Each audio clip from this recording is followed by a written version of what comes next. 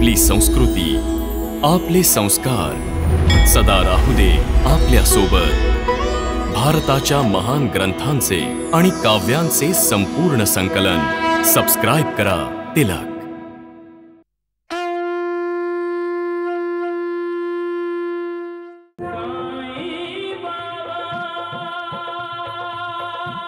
झाड तिथेच उगवेल जिथे आपण बी पेरतो। धान्य म्हणून गव्हाचं पीक येत नाही। दुसऱ्याच्या मार्गात काटे टाकणाऱ्याने कधी ही अपेक्षा करू नये की त्याच्या मार्गावर फुले उधळली जातील। नाही, कधीही नाही। तिरस्कार कराल तर तिरस्कारच मिळेल, प्रेम केलं तर प्रेम मिळेल। स्वर्ग नरक दोन्ही इथेच आहे। आपल्या आपल्या कर्मावर ते अवलंबून आहे। आपण आपल्या घराला नरकही बनवू शकता आणि स्वर्गही। एवढं लक्षात ठेवा की तो सगळ्यांचा मालक आहे आणि सगळ्यांचं भलं चिंतितो। कसली चिंता करताय? मला शरण या। जो मला शरण येतो आणि ज्याला मी मनापासून प्रिय आहे, जो माझी भक्ती करतो, त्याच्या कल्याणाची मी नेहमीच काळजी घेतो। कोणावर प्रेम करायचंच असेल तर त्या मालकावर करा। काही मागायचंच असेल तर त्या मालकाला मागा। सबका मालिक एक। वाह द्वारकानाथजी, मजा आली। आता खरं वाटतंय की आपण सगळ्यांचे मालक आहात। ते जितक्या गावांना आम्ही भेट दिली तिथे सगळ्याच गावांमध्ये तुमचे भक्त निघाले। ते सगळं शिर्डीच्या बाहेर आहे वैद्यबुवा। शिर्डीमध्ये अजूनपर्यंत माझा काहीच प्रभाव नाहीये। तर भगवान द्वारकानाथजी, कृपा करून शिर्डीला विसरून जा। ती तर पूर्णपणे साईबाबांच्या चरणी लीन झाली आहे। मला आव्हानं आवडतात धोंडू, आणि बघच एक ना एक दिवस ही शिर्डी सुद्धा माझ्या समोर झुकेल। जरूर झुकेल द्वारकानाथजी। भगवान सुग्राम आलं। मला तर काही नाच गाण्याचे आवाज ऐकू येत आहेत। थांबा थांबा थांबा, काय झालं? लावणीची प्रसिद्ध नृत्यांगना सुंदरा औरंगाबादकर यांचे नृत्य आज रात्री 8 वाजता आपल्या गावात। वैद्यबुवा, आज रात्री आपण इथेच थांबूया आणि सुंदरा औरंगाबादकरचं लावणी नृत्य पाहूया। राम राम राम द्वारकानाथजी, आपल्याला इथे कोणी ओळखलं तर? कोणीच नाही ओळखणार। अरे सगळ्यांची नजर तर त्या सुंदरा औरंगाबादकर कडे लागली असेल। तुम्ही पाहिलंय तिला कधी नाचताना? राम राम राम राम राम। अरे तिला पाहूनच शरीरातून वीज प्रवाहित झाल्यासारखं वाटत असेल। माझ्या शरीरात तर आतापासूनच वीज व्हायला लागली आहे। मला पण आता विजेचा झटका बसलाय। गप्पा बसा मूर्खांनो, नाहीतर मी तुम्हाला असा झटका देईन की घोड्याऐवजी मी तुम्हाला बांधलेलं दिसेल, समजलं? अरे मूर्खा, तू का थांबलंस? चल पुढे जाऊया। चल चल।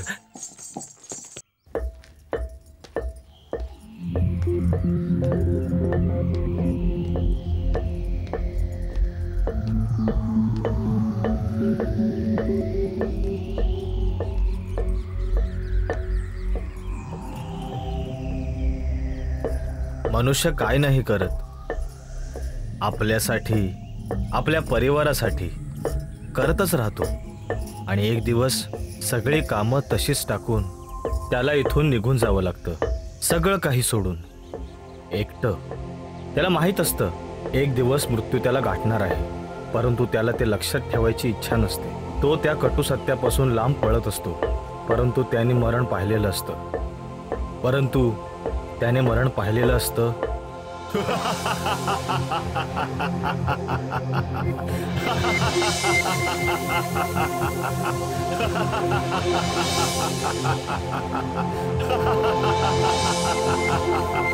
काय हो, काय हवंय का? काही नाही, जरा असंच।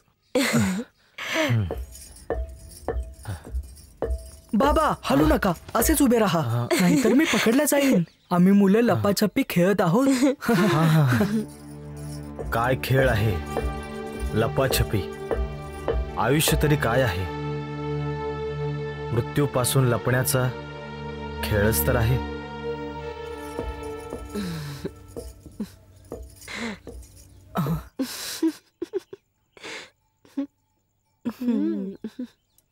चला.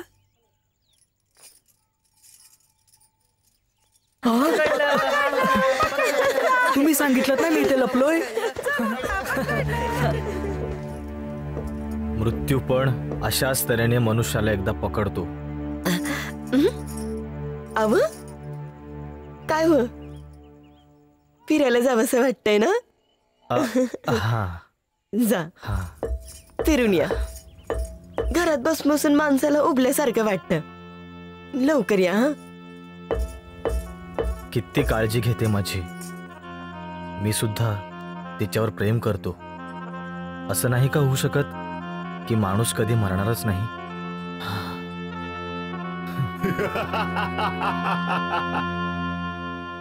ये कोते पाटील ये. ए पकडलं पकडलं पकडलं. मी किती सुखी आहे, किती सुखी आहे मी. प्रेम करणारी बायको आहे, माझं स्वतःचं कुटुंब आहे, माझा मुलगा आहे. किती सुखी कुटुंब आहे माझं. तर मी यांना सोडून का मरू?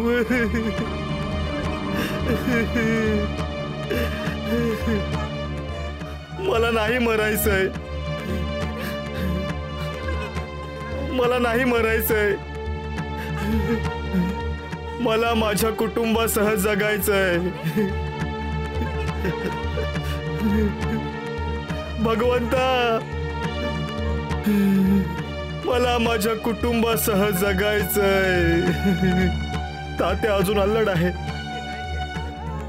किती किती लहान आहे तो. मला नाही मरायचंय. भगवंता, मला जिवंत राहायचंय. मला जिवंत राहायचंय भगवंता. साईनाथ,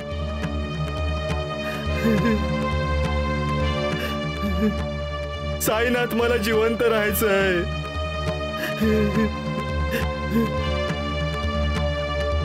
मला नाही मरायचंय साईनाथ, मला नाही मरायचंय. मला नाही मरायचंय. बाबा, जन्म आणि मृत्यू त्या ईश्वराच्या हातात आहे. आपली कर्म आणि प्रारब्धानुसार प्रत्येक जण जन्म घेतो. चांगली कर्म करून जे पुण्य प्राप्त करतात ते स्वर्गात जातात आणि आपल्या चांगल्या कर्माचे फळ उपभोगतात. जे वाईट कर्म करतात त्यांना आपल्या कुकर्माचे फळ भोगण्यासाठी नरकात जावं लागतं. जेव्हा त्यांच्या पाप पुण्याचा समन्वय होतो तेव्हा त्यांना मनुष्य जन्म आणि मोक्ष प्राप्तीची संधी मिळते. म्हणूनच तर मनुष्य जन्म सगळ्यात महत्वाचा आहे. कारण मोक्ष, मुक्ती मिळण्याचं साधन केवळ मनुष्य जन्मातच आहे. मनुष्य मुक्ती प्राप्त करू शकतो आणि जन्म मरणाच्या बंधनातून मुक्त होऊ शकतो. मुक्तीचा अर्थ आहे स्वातंत्र्य, सुटका या शरीरापासून, या जन्मा मरणापासून. परंतु मनुष्य तरीही आपल्या शरीराचा, आपल्या घराचा, आपल्या कुटुंबाचा, आपल्या मुलाबाळांचा मोह करतो. म्हणून शरीराला महत्व देऊ नका, त्याच्यावर प्रेम करू नका. कारण शरीर इंद्रियांना सुख देते आणि इंद्रिय सुखात आपलं पतन आहे. जितके दिवस आपल्याला हे शरीर मिळालंय तेवढा काळ भगवंताच्या आराधनेत, त्याचे स्मरण करण्यात घालवा. मृत्यूची चिंता करू नका. तो तर येणारच आहे. जे अटळ आहे, जे टाळू शकत नाही, ज्याच्यापासून वाचू शकत नाही, त्याला का घाबरायचं? ते तर होणारच आहे. होणे अटळ आहे. तर त्याचे दुःख कशासाठी, त्याची चिंता कशासाठी? किंबहुना या मानवी जीवनाचा जितका फायदा करून घेता येईल तेवढा करून घ्या. इतकी चांगली कर्म करा, इतकं पुण्य कमवा, इतकी भगवंताची आराधना करा की भगवंत खुश होऊन तुम्हाला आपल्याकडे बोलावेल. मुक्ती मिळेल तुम्हाला ह्या जन्म मरणातून. सबका मालिक एक.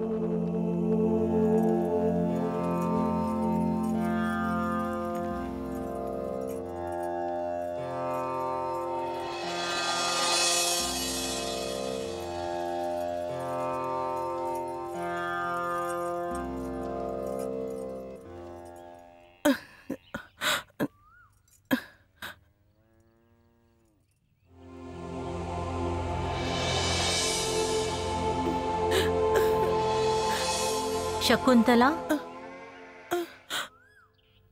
काय झालं? आणि तू इकडे काय करतेस? जानकी ताई, सासूबाईने मला घराबाहेर काढलं.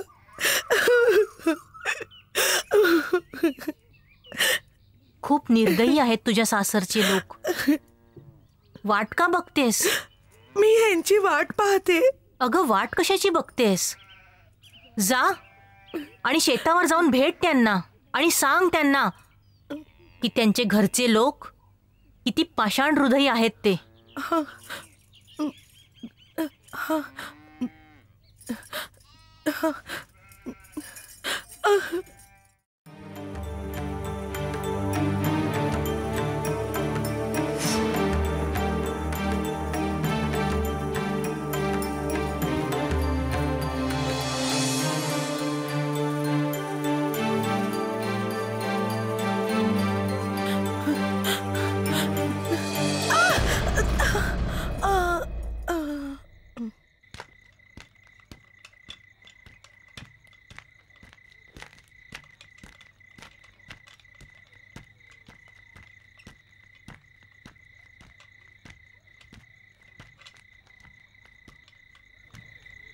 अरे, हे कोण आहे जे अशा अवेळी इथे पडलीये?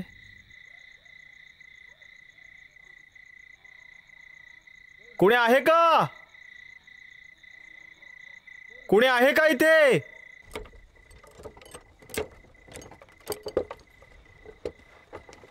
थांबा, अरे थांबा.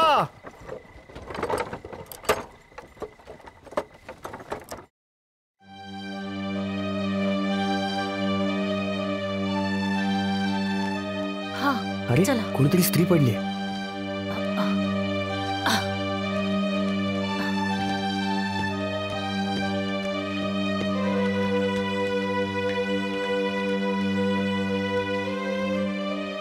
अरे बघ तर, काय झालं मुला? बघा ना, कोणीतरी स्त्री पडलीये. जर बेशुद्ध असेल तर कोणा डॉक्टर किंवा वैद्याकडे न्यावे लागेल. माझ्या डोक्यावर तर हा भारा आहे, नाहीतर मीच घेऊन गेलो असतो. आणि आज उशीरही खूप झालाय. घरी माझी बायको माझी वाट बघत असेल.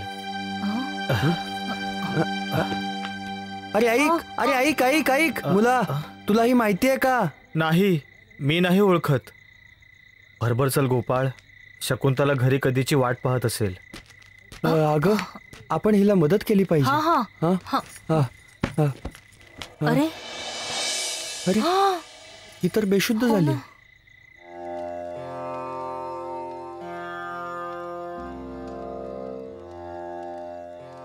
साईनाथ, कोणाची वाट पाहताय का आपण? प्रतीक्षा संपली म्हाळसपती. कोणाबद्दल बोलताय तुम्ही? त्याची, ज्याने प्रतिकूल वातावरणातही आपलं डोकं शांत ठेवलं, मानसिक संतुलन अबाधित ठेवलं आणि ईश्वराबद्दलची श्रद्धा ज्याची अटळ राहिली. महासापती, ज्याने अन्याय आणि अत्याचार सहन करताना देखील आपल्या भगवंताप्रती श्रद्धा कायम ठेवली. माझ्या त्या भक्ताचे वाईट दिवस आता संपले आहेत. उद्याचा उगवणारा सूर्य त्याच्यासाठी सगळं चांगलंच घेऊन येईल आणि आयुष्याच्या प्रत्येक पैलूत त्यांना सुखाची प्राप्ती होईल. जे अनन्य भावाने माझे चिंतन करतात, जे निष्काम भावाने माझी उपासना करतात, जे नेहमी माझ्याशी बांधले गेले आहेत, त्यांच्या अप्राप्य गोष्टींची प्राप्ती आणि प्राप्त गोष्टींच्या रक्षणाचा भार मी स्वतःच्या खांद्यावर वाहतो. सबका मालिक एक है.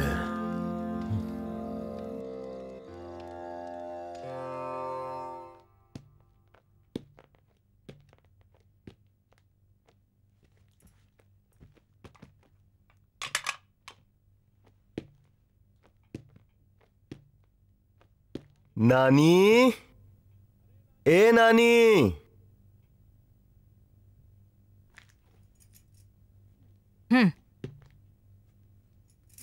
हे काय, लग्नात माझं नामकरण सरस्वती असं करूनही आपण मला नानी म्हणता? अगं, तू तर नानी नसूनही सगळ्या गावाचीच नानी झाली आहेस. ते तर तुम्हाला नाना म्हणतात ना, म्हणून मला नानी म्हणतात. नाहीतर मला नानी आणि तुम्हाला खरोखर नाना होण्यासाठी पहिल्यांदा आपली मुलगी मैनाचं लग्न तर झालं पाहिजे. ते तर आहेच.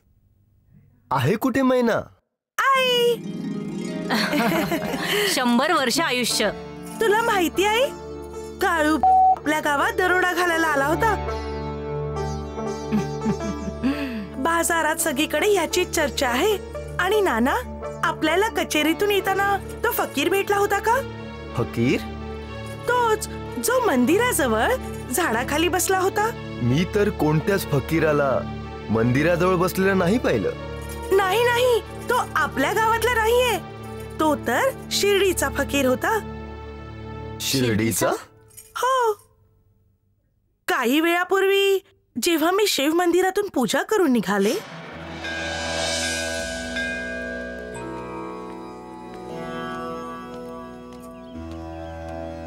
मैना.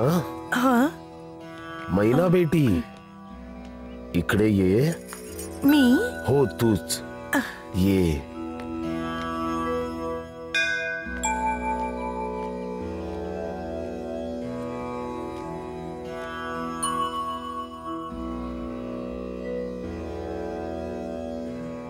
बेटी, तू नानासाहेब चांदोरकरांची मुलगी आहेस, म्हणून एक निरोप तुझ्या वडिलांपर्यंत पोचवायचा आहे. हो, सांगा ना. नानांना सांग, किती काळ मी वाट पाहायची. वारंवार बोलवतोय त्याला, परंतु तो येतच नाही. एक गोष्ट सांग मुली, तुला तुझ्या गुरूंनी बोलावलं तर तू त्यांना भेटलं नाही पाहिजेस का? नाही, मी तर ताबडतोब जाईन. मग नाना मला भेटायला का नाही येत? मी जाऊन सांगते ना त्यांना. पण त्यांनी जर विचारलं तर तुमचं नाव काय सांगू? शिर्डीचे लोक मला साई बाबा म्हणतात. साई बाबा.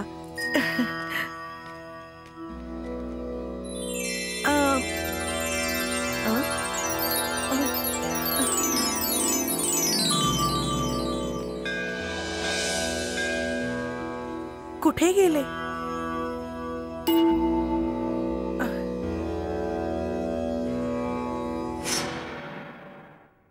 नाना, मी सगळीकडे शोधलं साईबाबांना, पण ते कुठेच नव्हते.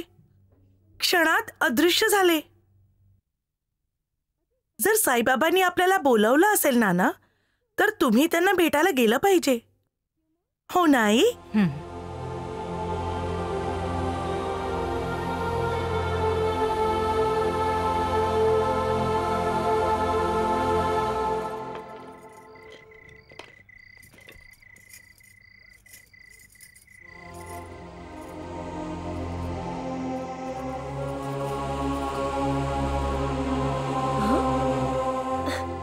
अगं बाई, अचानक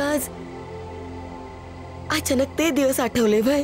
लहानपणी तुम्ही त्याला असंच प्रेमाने जेवण भरवायचा ते. हो. तात्या, स्वयंपाक आवडला का? आई, आजच्या जेवणात बाबांचं प्रेम हे मिसळलेले आहे, म्हणून अजून छान लागतंय. खूपच छानच स्वयंपाक झाला आई. अहो, पाहिलं का कसं बोलायला शिकलंय आपलं पोरगा. साईबाबांच्या सहवासात होता ना. हो बाबा, खूपच छान वाटायचं तिथे. मी आणि महासापती रात्रभर बोलतच राहायचो. असं वाटायचं रात्र संपून दिवस उजाडणारच नाही. जी रात्र संपून दिवस उजाडतच नाही त्या रात्रीला काळ रात्र म्हणतात. काय ठाऊक, माझ्यासाठी सुद्धा ही काळ रात्र आहे की काय.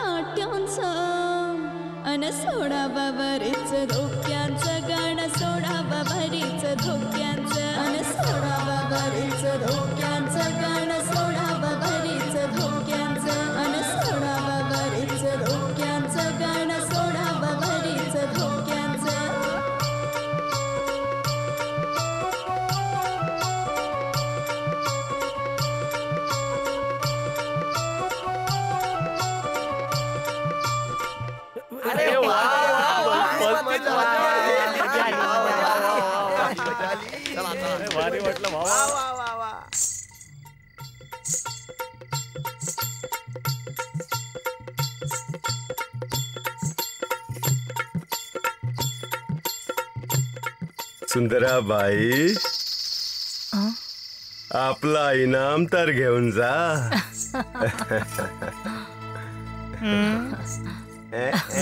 वैद्यबुवा,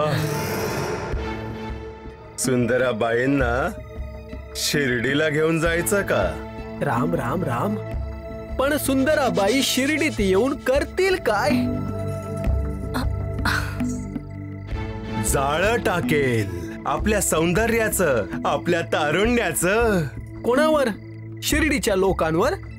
अरे नाही बाबा, त्याच्यावर ज्याने शिर्डीच्या लोकांवर पहिल्यापासूनच आपलं जाळं टाकलंय. वैद्यबुवा, तुम्हाला काय वाटतं, तो साई बाबा हिला टाळू शकेल? साईबाबांचं माहित नाही, पण आम्ही हिच्या जाळ्यात नक्की फसलो आहोत. वैद्यबुवा, आपल्या ह्या दोन्ही मूर्खांना आवरा.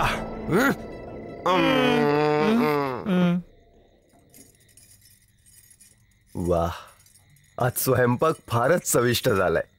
आपल्या लेकीने बनवलाय. वा वा. घरकामामध्ये मुलीनं तरबेज असलंच पाहिजे. सासरी जाऊन खूप मान सन्मान मिळतो त्याने. मला त्याबद्दलच बोलायचं होतं तुमच्याशी. तेच म्हणजे? कोणती गोष्ट? माझ्या भावाचं पत्र आलंय. त्यात असं लिहिलंय, त्याने आपल्या मुलीसाठी एक मुलगा पाहिलाय. घर आहे, शेती आहे, खात्यापित्या घरचे आहेत लोक. आपली मुलगी मैना तिथे सुखात राहील. आमच्या मैनाताईंचं काय म्हणणं आहे?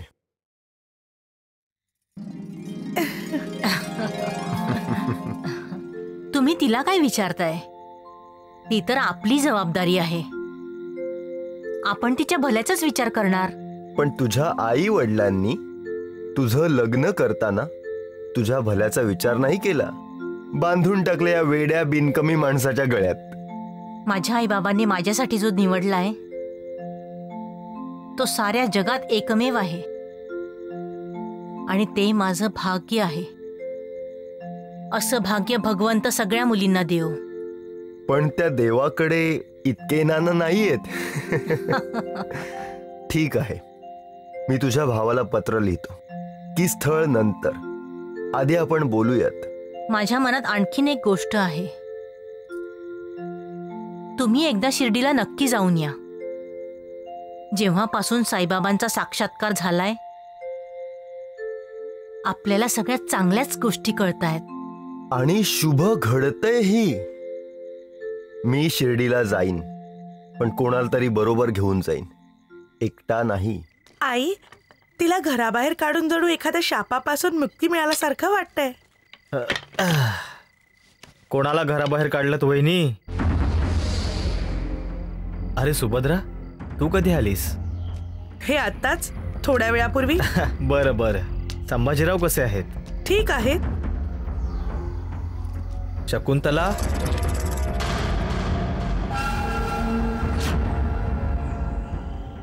आई मी आलोच. शकुंतलेला काहीतरी खायला द्यायला सांगतो.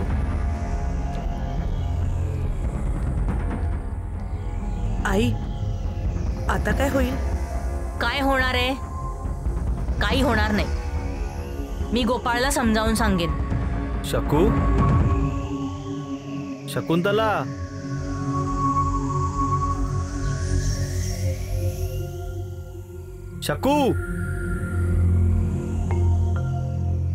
शकुंतला.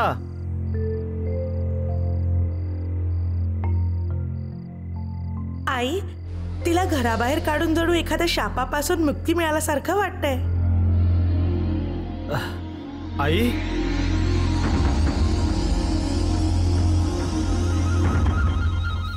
शकुंतला कुठे आहे?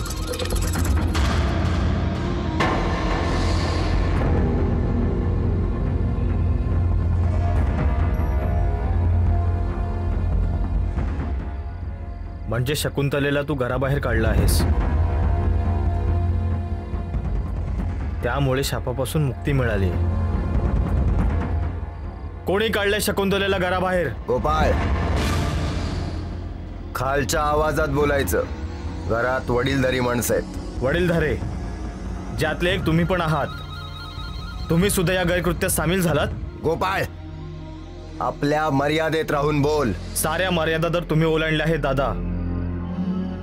आजपर्यंत मी तुम्हाला मोठ्या भावासारखंच नाही तर पित्यासमान मानत आलोय. पण तुम्ही माझ्या मानाचाच अपमान केला आहेत. शकुंतलेचे रक्षण करायचं सोडून तिला थांबवण्याऐवजी द्रौपदी वस्त्रहरणाच्या वेळचे पितामह भीष्म म्हणून बघत राहिला. तिने तुम्हाला विनंती केली असेल, विनवण्या केल्या असतील, आपल्याला मदतीची याचना केली असेल, पण तुम्ही तुमचे कान बंद करून ठेवलेत. आज जर शकुंतलेऐवजी वहिनी असती आणि तुमच्या जागी मी असतो तर वहिनीला घराबाहेर जाऊ दिलं असतं? वहिनीला घराबाहेर काढू दिलं असतं कोणाला?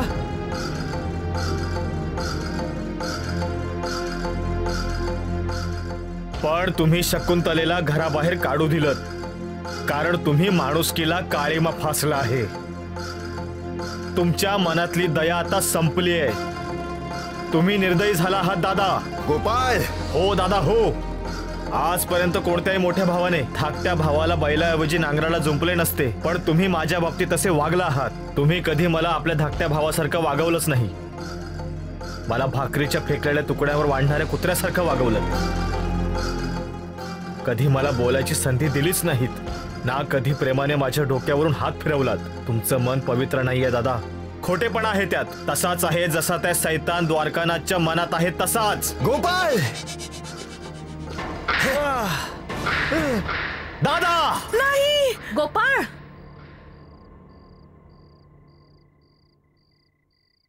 तुझी इतकी हिम्मत की तू तुझ्या मोठ्या भावावर हात उगारतोयस? हा, आणि ते सुद्धा त्या बायकोसाठी जिने तुझ्या बहिणीचं सुभद्रेचं घर तोडलं. तुला हेच विचारायचंय ना की शकुंतलेला घराबाहेर कोणी काढलं ते? मग ऐक, मी काढलं आहे घराबाहेर, मी काढलं आहे. तुला माहितीये तिने संभाजीला काही बाई खोटं नाटं सांगून भडकवलं आणि त्याने सुभद्रेला कायमचं घराबाहेर काढून टाकलं. नाही आई, शकुंतला अशी नाहीये की ती काहीतरी चुकीचं सांगून संभाजीला भडकवेल. ह्यात नक्कीच सुभद्रेची काहीतरी चूक असणार. पाहिलंस आई, पाहिलंस? तू पण तुझ्या मुलीला चांगलंच ओळखतेस आई. शकुंतलेकडे बोट दाखवण्याआधी तू हा विचार का केला नाहीस? मी आत्ताच जाऊन शकुंतलेला परत आणतोय. थांब गोपाळ, ती आता ह्या घरात कधीही परत येणार नाही. आम्ही सगळ्यांनी तिच्याशी नातं तोडलंय. ठीक आहे, जर शकुंतला तुम्हा सगळ्यांना परकी झाली असेल तर आजपासून तुम्हीही मला परके झाला आहात. गोपाळ, मी जातोय. गोपाळ थांब जरा. वेडेपणा करू नकोस. माझ्या शकुंतलेला अभद्र म्हणणारे, आजपासून तुम्ही सगळे माझ्यासाठी अभद्र झाला आहात. साईबाबांच्या कृपेने तुम्हाला सगळ्यांना कधीतरी समजेल की माझी शकुंतला किती महान आहे ते.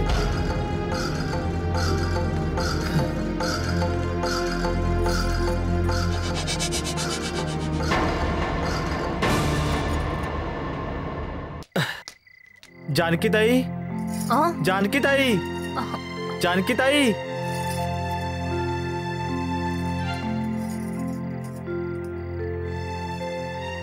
अरे गोपाळ, कशी आहे रे शकुंतला? तिला आपल्या घरी घेऊन आलास ना तू? म्हणजे ती इथे नाहीये? मला तर वाटत होतं की ती इथेच आली असेल. आणखी कुठे जाईल? राहत्यामध्ये तर ती कोणाला ओळखतही नाही. पण ती तर तुला भेटायला शेतावर गेली होती. शेतात?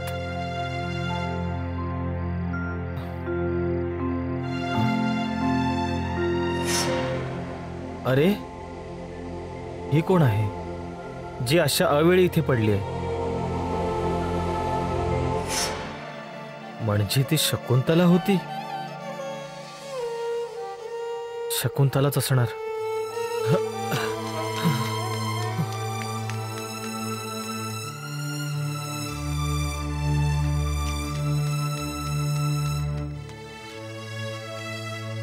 शकुंतला, शकुंतला, शकुंतला, शकुंतला, शकुंतला, शकुंतला. मला माफ कर शकुंतला. मी तुझं रक्षण करू शकलो नाही. मला माफ कर.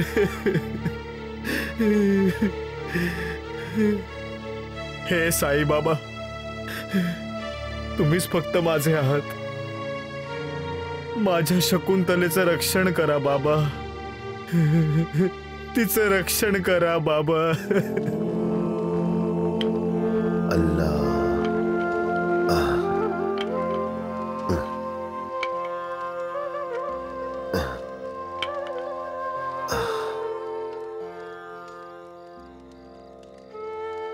कसला विचार करता म्हाळसापती?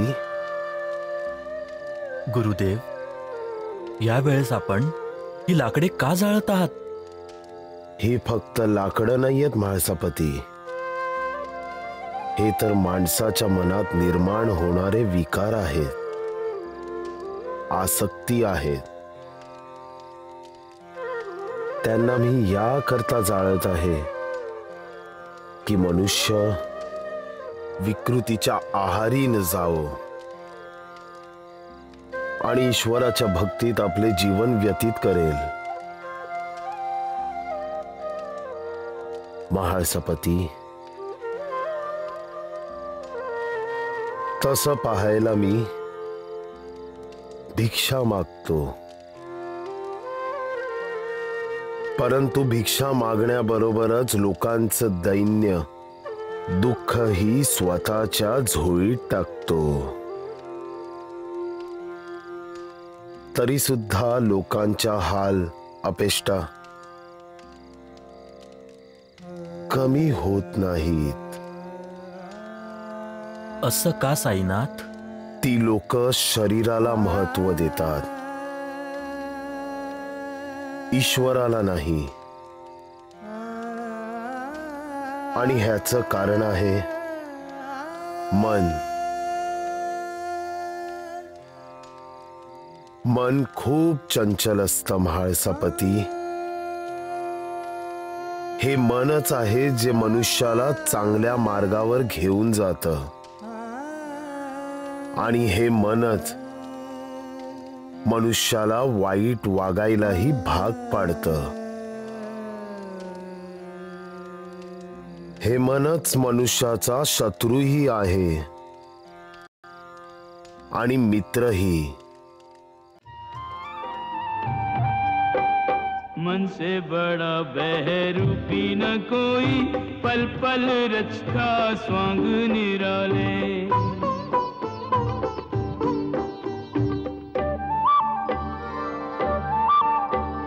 माया ममता में उलझा रहे वो, पड़ जाए जो मन के पाले.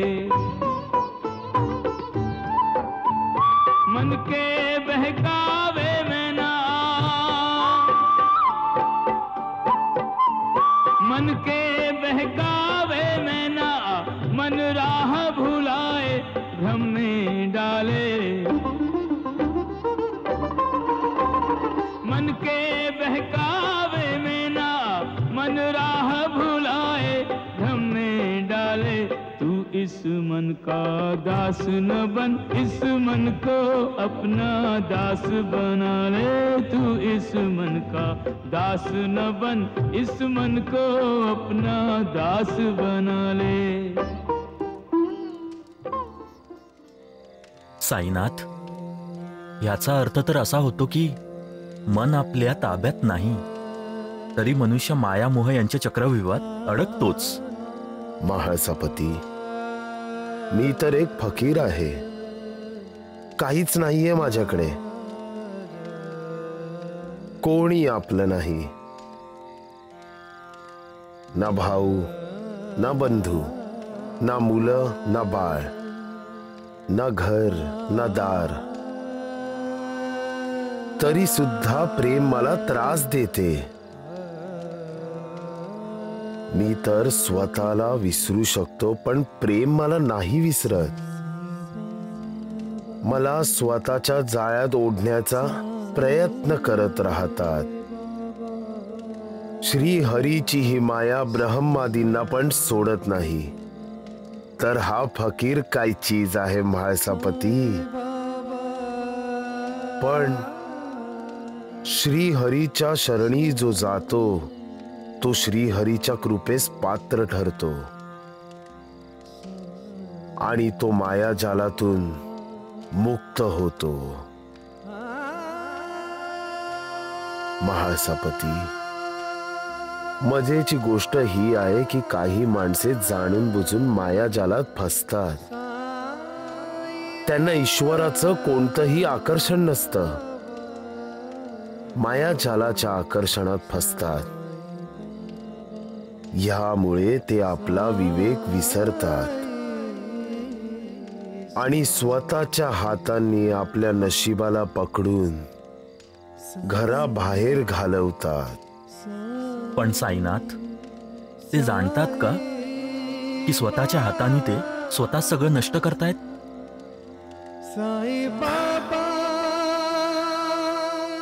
त्यांना हे तेव्हा जाणवतं म्हाळसापती, जेव्हा मोह माया आपला प्रभाव दाखवते आणि तेव्हा पश्चातापाशिवाय दुसरं काहीच उरत नाही. सबका मालिक एक.